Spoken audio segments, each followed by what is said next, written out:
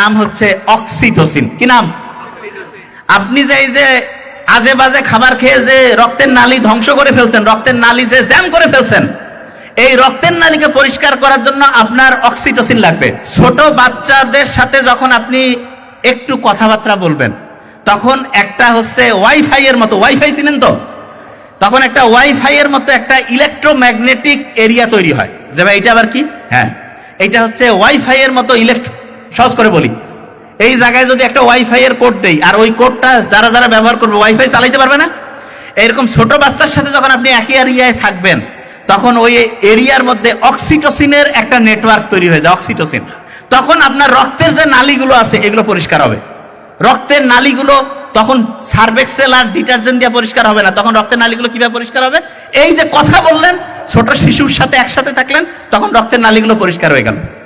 আচ্ছা, joint family, দাদা দাদি নানা নানি, এনাদের সাথে যদি ছোট্ট নাতি নাতনিকে আমরা দেই, তাহলে বলেন তো, দাদা দাদি নানা নানি তাদের সাথে যদি নাতি নাতনি থাকে, তাহলে নাতি নাতনি এবং দাদা দাদি নানা নানি এইটার একটা অক্সিটোসিনের একটা ওয়াইফাই নেটওয়ার্ক তৈরি হবে না?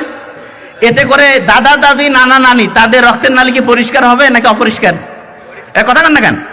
পরিষ্কার। পরিষ্কার হলে তাদের হার্টের রোগ কি বেশি হবে না কম হবে? তাহলে বেশি দিন বাঁচবে না কম দিন? তাহলে আমরা যে সবসময় আমি জয়েন্ট ফ্যামিলির কথা বলি, যে সবাই মিলে একসাথে, সবাই মিলে একসাথে মানেটা কি? সবাই মিলে একসাথে থাকলে লাভটা কি সেটা একটু বলি। বেহেশতের মধ্যে খাবার দাবার সহ সবাই বসে আছে, কিন্তু হাত বাঁকা করার বুদ্ধি নাই। এই যে খাচ্ছে না সবাই হাত বাঁকা করে, তো ওইখানে হাত বাঁকা করার বুদ্ধি নাই, হাত এরকম সোজা, মানে বাঁকা করতে পারবে না।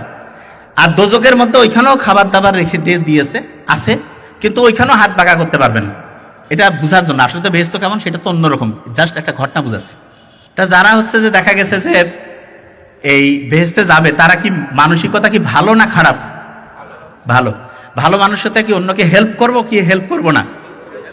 আচ্ছা, আমার হাত এরকম বাঁকা করতে পারতেছি না, ওরও হাত বাঁকা করতে পারতেছে না, আমি তো নিজে খাইতে পারবো না, কিন্তু আমি যদি চাই, আমার যদি মনটা উদার হয়, আমি আমার খাবারটা ওর মুখে দিতে পারবো না? ওর খাবারটা আমার মুখে দিতে পারবে না? সবাই খাইতে পারবো না? আর ওই দোজকের মধ্যে যেই মেন্টালিটির লোকজন গেছে, এগুলো কি হেল্পফুল মেন্টালিটি নাকি জ্ঞানজামবাজ? হাত বাঁকা করতেছে না, খালি মাছ শুরু করে দিছে। তাইলে মারামারি করে খাবার দাবার সব ধ্বংস, লাস্ট চেক করছে যে কি হইলো, কয় যে আমাদের হাত বাঁকা ছিল এই জন্য। আসলে হাত বাঁকা সমস্যা নাকি মেন্টালিটির সমস্যা? মেন্টালিটির সমস্যা। কিছু সমস্যা মেন্টালিটির। আচ্ছা, যে জায়গায় আমি ছিলাম, তাইলে এই যে পয়সা টর্চ করলেন, টর্চ করে আব্বা আম্মার সাথে কথা নাইলে হাঁটলেন। অনেকে বলতেছে যে না, আমি আব্বা আম্মার সাথে কথা বলার সুযোগ নাই। অনেকের আছে না আব্বা আম্মা নাই, কি করবে? বুদ্ধি আছে। আপনার হাতে আল্লাহ অসাধারণ একটা সুযোগ দিয়েছে, কি জানেন? আল্লাহর সাথে আপনি কথা কইতে পারেন। যে আপনি কি করছেন, আল্লাহর সাথে কথা কবেন? হ্যাঁ, কোরআনের মধ্যে আল্লাহ যে কথা বলছে, কোরআন বা যে কোনো ধর্মের গ্রন্থিতে ওই ধর্মগ্রন্থ অনুযায়ী স্রষ্টার সাথে কানেক্টেড হইতে পারেন। আপনি যখন স্রষ্টার সাথে কানেক্টেড হবেন, আচ্ছা দেখেন তো, আপনি চিন্তা করেন তো, বাংলাদেশের প্রেক্ষাপটে যখন যেই পার্টি ক্ষমতায় থাক, হেড অফিসের সাথে যদি কারো কানেকশন থাকে, ওর মাস্তানিটা দেখছেন, ওর শক্তিটা, কয় না যে ভাই ওর সাথে হচ্ছে সেন্টারের কানেকশন আছে, ও কিন্তু কিছু কোয়া যাবে না, গ্যাঞ্জাম লাগিয়ে দিবে, এরকম হয় না? তাইলে কারো যদি আল্লাহর সাথে কানেকশন থাকে, তাহলে তার শক্তিটা কি বেশি হবে না কম হবে? শক্তি কি হবে? বেশি হবে।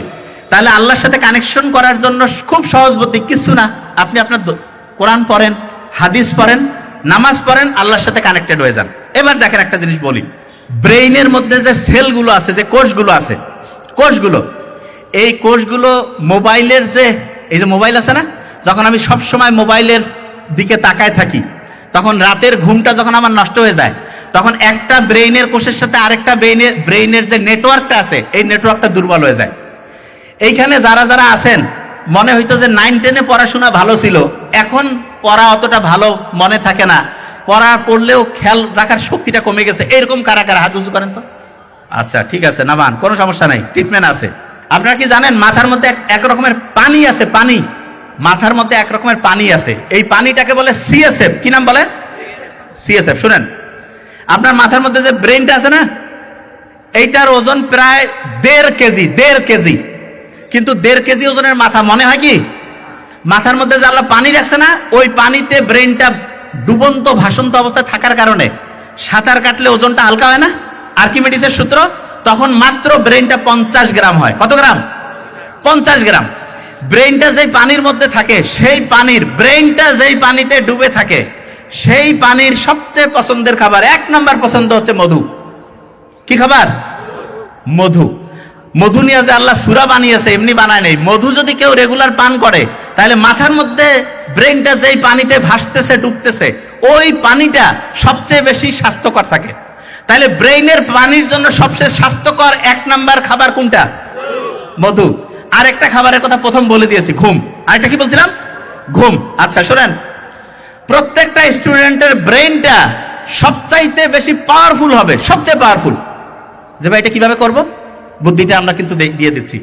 প্রথম কাজ যেটা করতে হবে প্রত্যেক স্টুডেন্টকে, ঠিকভাবে বেশি পরিমাণ ঘুমাইতে হবে, বেশি পরিমাণ ঘুম। আচ্ছা, পরীক্ষা আসলে পরীক্ষার আগে ঘুম বেশি বেড়ে যায় কার কার? হাত উঁচু করেন তো। Very fine.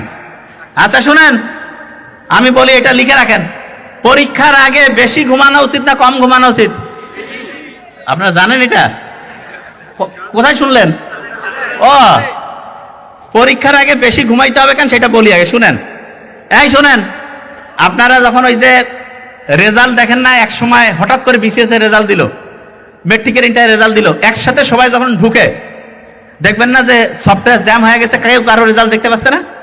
দেখতে পাচ্ছে? এরকম হয়তো আপনি যখন পরীক্ষার আগে যখন একসাথে সবগুলো পড়তে যাবেন, তখন ব্রেইন এরকম জ্যাম হয়ে যাবে।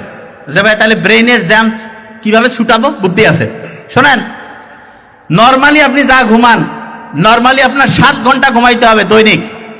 পরীক্ষা যখন আসবে সেইটা আধা ঘন্টা থেকে 2 ঘন্টা আরো বাড়াবেন। যে ভাই এটা আবার কেমন কথা? হ্যাঁ, কারণটা কি?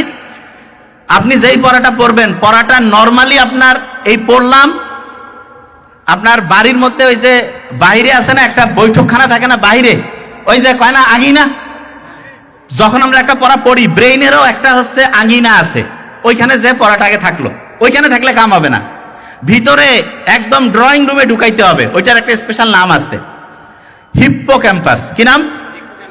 খুব কঠিন নাম, যাই হোক মনে রাখেন যে মেইন সফটওয়্যার, যেই একদম লং টার্ম সফটওয়্যার, সেখানে ঢুকাইতে হবে। তা ওই সময় ওই যেই পড়াটা আপনি এখন পড়লেন, এই পড়াটা প্রথমে তো বাড়ির আঙিনায় থাকলো, ওইখানে থেকে কাজ হবে না, ওইটাকে ঢুকাইতে হবে একদম ড্রয়িং রুমে।